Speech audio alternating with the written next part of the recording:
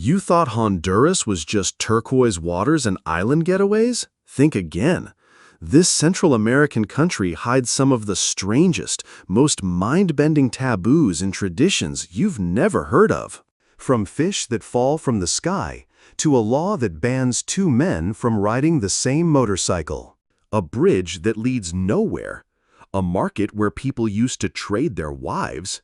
And the second largest coral reef in the world, with a $3,000 fine if you touch it. Stick around as we count down 15 bizarre facts and taboos that make Honduras one of the most intriguing countries on Earth. Number 15. The country that lost its name. Yes, Honduras once had a name so confusing that even the United Nations got it wrong. After breaking away from the Central American Federation in the 1800s, the country decided to go bold, República de Honduras en Nueva Segovia. It sounded grand and historical, until it started causing problems. Foreign diplomats couldn't pronounce it, couldn't remember it, and sometimes didn't even realize it was the same country. In official documents, it showed up as Neo Honduras, HNS, or worse, not at all. At one UN conference, Honduran delegates had to reintroduce themselves multiple times because the printed name didn't match any existing nation. Eventually, Honduras gave up the extra history lesson and simplified things to what we know today, República de Honduras. Simple, clear, and no more international identity crisis. Number 14. The town where it rains fish. Welcome to Lloro, Honduras, where fish literally fall from the sky. This isn't a myth. Every year, usually between May and July, small freshwater fish appear all over the streets, yards, and gardens, right after heavy rains. Locals call it La Lluvia de Peces, the rain of fish. It's happened so consistently that Lloro now hosts a full-blown festival with parades, fried fish, and prayers of thanks. Scientists have a few theories. Some think these fish live in underground rivers and get swept up by flash floods. Others suggest tornadoes suck them from distant waters and drop them in town, despite Lloro being miles from the coast. In 1970, a National Geographic team was present during the phenomenon. They didn't see fish fall, but confirmed the streets were covered in wriggling fish, not native to the area. Whether it's divine intervention or an underground aquatic mystery, one thing's for sure, only in Lloro does the miracle happen every single year. And the people there? They simply gather the fish, fry them up, and give thanks. Number 13. The world's strangest wife-swapping market. In a quiet mountain village, tucked away in northwest Honduras, where the rooftops are made of mossy clay and the air smells of roasted corn, marriage isn't always sacred. In fact, here, it's a transaction. Welcome to what might be the strangest custom in Central America, a wife-swapping market. Yes, you heard that right. Men come to the market not just to trade livestock or vegetables, but to exchange wives. Sometimes it's an auction. Other times a straightforward swap, like bartering a radio or a sack of rice. In some cases, the women have already been traded multiple times, like vintage collectibles passed from one owner to another. The tradition is believed to trace back to the colonial posta era, when women couldn't legally own property, and swapping wives was considered a way to transfer social and economic value. A 1998 ethnographic study by the National Autonomous University of Honduras found that over a quarter of men in mountain communities admitted to participating in wife swaps at least once. The government, naturally, tried to stop it. In 2007, they passed laws banning the practice outside of official market days held only 3 times a year. They even prohibited parents from giving children bizarre names like Clinton Cartier or Thank God, a nod to the chaos that comes from these unconventional unions. Number 12. The airport that terrifies even pilots. If you're flying into Honduras, here's a travel tip that might save you a panic attack. Avoid Toncontín International Airport. Located smack in the middle of the capital city, Tegucigalpa, Toncontín is ranked among the most dangerous airports in the world, and for good reason. Surrounded by towering mountains and dense city infrastructure, the approach to this airport requires a sharp 45-degree turn just seconds before touchdown. The runway? Only 7,100 feet long, about half the length of major international runways like those at LAX. And yet, large aircraft, like Boeing 757s, are still expected to land here. The result? More than a few close calls.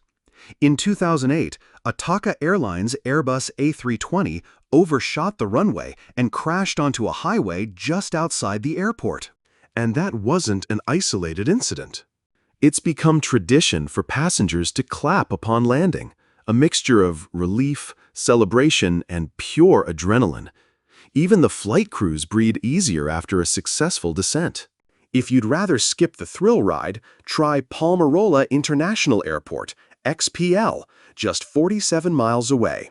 It's newer, safer, and doesn't require a pilot to be a stunt flyer. But if you do choose Toncontín, buckle up. You're in for the wildest landing of your life. Number 11. 2 men on a motorcycle? That's illegal in many Honduran cities. It might sound like an unusual traffic law, but in cities like Tegucigalpa, San Pedro Sula, and Choloma, 2 men riding the same motorcycle could get you pulled over immediately.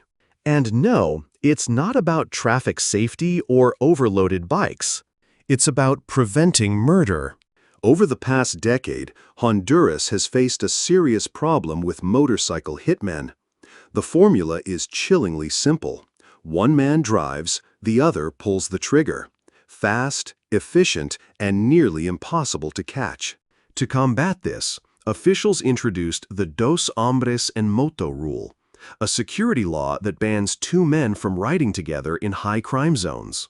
It's especially enforced in Zona Roja, or red zones known for violence. Even tourists can get stopped.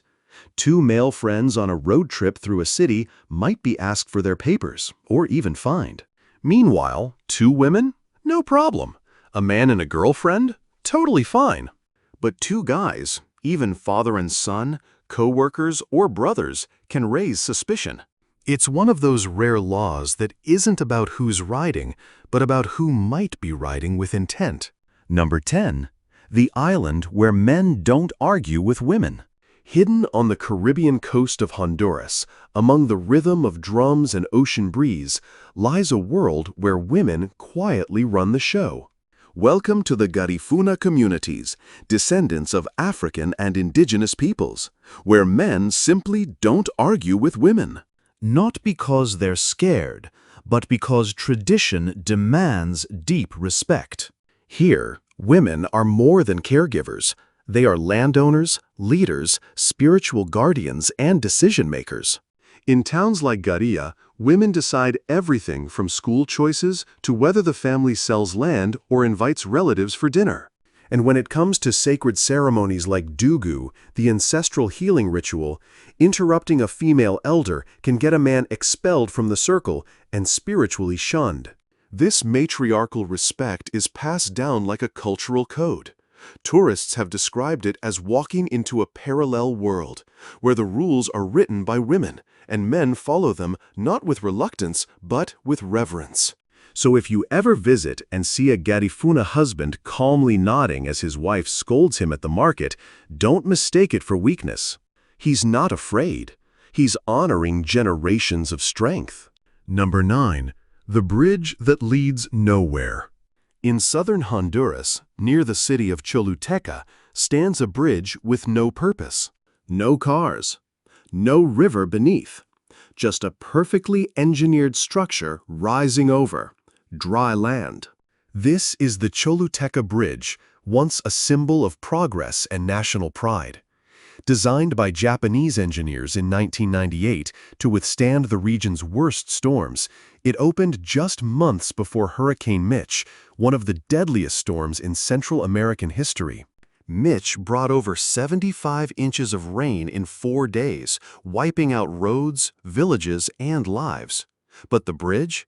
It survived intact. There was just one problem. The river moved. The raging floods shifted the Choluteca River's course, carving out a new path far away from the bridge. So while the structure still stands tall and strong, it no longer serves a single purpose. It became a symbol of irony, resilience, and irrelevance. Today, it's studied in engineering and business schools as a cautionary tale. Don't build something so sturdy it can't adapt. Because in a world that changes fast, survival isn't about strength. It's about flexibility. Number 8. Don't go barefoot in a Honduran home. If you're someone who loves the freedom of walking barefoot, whether it's to relax, feel grounded, or just cool off, think twice before doing it in Honduras. In both cities and rural villages, walking into someone's home barefoot isn't just unusual, it's downright disrespectful.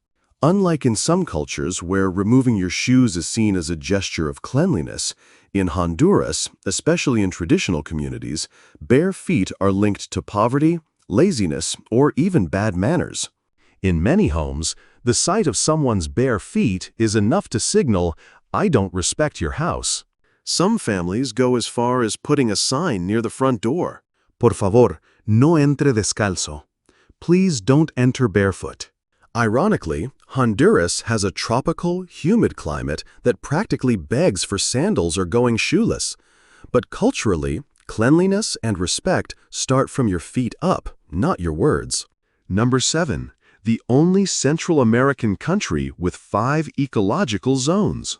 For a country that's smaller than the state of Pennsylvania, Honduras packs in more natural diversity than you'd believe. It's the only country in Central America with 5 distinct ecological zones, an outdoor wonderland where you can go from misty cloud forests to swamps, highlands, beaches, and tropical jungle, all in the span of a single road trip. Start your morning hiking through the fog-draped peaks of Selake, Honduras's highest mountain. By midday, you're cruising through limestone valleys, and by afternoon, you're paddling through the mangrove swamps of La Mosquitia, a region so wild it's nicknamed the Mini Amazon. You'll find over 700 bird species, glowing frogs, rare orchids, and even plants found nowhere else on Earth. In Cusuco National Park, frogs glow under UV light like something out of science fiction. And in the East, entire communities still live in the forest, speaking native languages, untouched by modern life. Number 6. Honduras will leave you lost like hide and seek. You've packed everything: passport, sunscreen, bug spray, translation app. But once you land in Honduras, there's one thing that could still wreck your day. Addresses here are a mystery. In many cities across Honduras, there are no formal house numbers or street names. That's right, no 123 Elm Street or apartment 45B. Instead, addresses go like this: between the yellow pharmacy and the tire shop, 2 blocks from the mango tree. And if you're lucky, those landmarks still exist. Try ordering a ride or directing a taxi with that. GPS? Not always reliable. Google Maps will often give you strange codes like 3RW5 or QMQ4, which locals might understand, but to a foreigner, it's like trying to read a treasure map. In places like Tegucigalpa or San Pedro Sula, even locals admit it's frustrating. Tourists can end up wandering the wrong street with their bags, passport, and no clue which way to go. So here's what experienced travelers do. Verify your exact GPS coordinates. Take a photo of the building. Ask the neighbors. And always double confirm with your host. Number 5. Don't touch, step on, or break coral at the Roatan Reef. A vacation on Roatan Island sounds like paradise. Crystal clear waters, vibrant coral gardens, and sunlight dancing on the waves. But step on the wrong thing, and paradise could cost you $3,000. That's the fine for damaging even a single piece of coral in Honduras. Roatan sits at the edge of the Mesoamerican Reef, the second largest coral reef in the world, stretching over 700 miles across Mexico, Belize, Guatemala, and Honduras. It's a living masterpiece, home to more than 500 species of fish, 65 types of coral, sea turtles, stingrays, and even whale sharks. And here's why it matters. A single coral branch grows just 0.1 to 2 inches per year. So that vibrant reef you're admiring, it likely took centuries to form, delicate, ancient, and irreplaceable. That's why Honduran law is crystal clear. No touching, no standing, no swimming too close, and absolutely no collecting shells or live coral. Even accidental damage can lead to a steep fine, and in some cases, you might even be deported. Number 3. The strange bagged water culture. Picture this. You're walking through a Honduran street market under the blazing sun. You're thirsty. You ask for water, and instead of a bottle, you're handed a small plastic bag. Welcome to Bolsa water culture, a unique and ultra-common way to hydrate in Honduras. Locals call them bolitas, and they usually hold around 13 to 20 ounces of water, sealed at both ends like a sausage. No cap, no straw. Just bite a corner off and sip it like a juice pouch. It might seem strange, but it's actually practical and incredibly cheap. Just 3 to 5 lempiras. That's under 20 cents. Why water in bags? Because in many parts of Honduras, tap water isn't safe to drink. Bolitas offer a fast, filtered, and affordable solution, especially for workers, school kids, and people on the move. Many of them are UV treated or purified, and for those who can afford it, homes and offices use large 5-gallon jugs, just like in the US. Number 2. Hunga Hungo, the dance men can't join. On the Caribbean coast of Honduras, where the Garifuna people keep centuries-old traditions alive, there's a sacred dance shrouded in mystery, Hunga Hungum. And if you're a man, don't even think about joining. Hunga Hungu is not a tourist attraction. It's a ritual, part of the deeply spiritual Dugu ceremony, where Garifuna women call upon ancestors, ask for guidance, and make peace with the spirit world. Picture this. The air thick with incense. Drums beating in deep, steady rhythms. Mothers, grandmothers, and aunts moving in hypnotic sways, their hips gently rocking in perfect sync. It's not flashy, but it's powerful. The women's bodies become channels between the living and the dead. Men may be present. They can help with instruments, prepare the space, but they are never allowed to dance Hunga Hungu. Why? Because in Garifuna belief, only women who carry the ancestral bloodline, who give life, have the spiritual right to summon spirits. It's a matriarchal force so deeply embedded in tradition that even today it remains untouched. Number 1. Don't badmouth Honduran soccer. This one might seem small, but in Honduras, it's huge. Never insult the national soccer team. We're serious. Soccer here is more than a sport. It's national identity, pride, and emotion rolled into 90 minutes. Say the wrong thing in a packed bar, like Honduras can't beat Mexico, and you might find yourself in the middle of a full-blown argument, or worse. A survey by La Prensa found that over 70% of Hondurans said soccer connects them to their country more than religion or politics. During World Cup qualifiers, cities shut down, schools allow kids to wear jerseys, and entire neighborhoods erupt when the national team scores. Flags fly from cars. People cry. Victories become national holidays. Losses feel like funerals. So, if you're a visitor, cheer with them, respect the passion, and keep the jokes to yourself, especially if you're talking to a die-hard fan in a local cafe.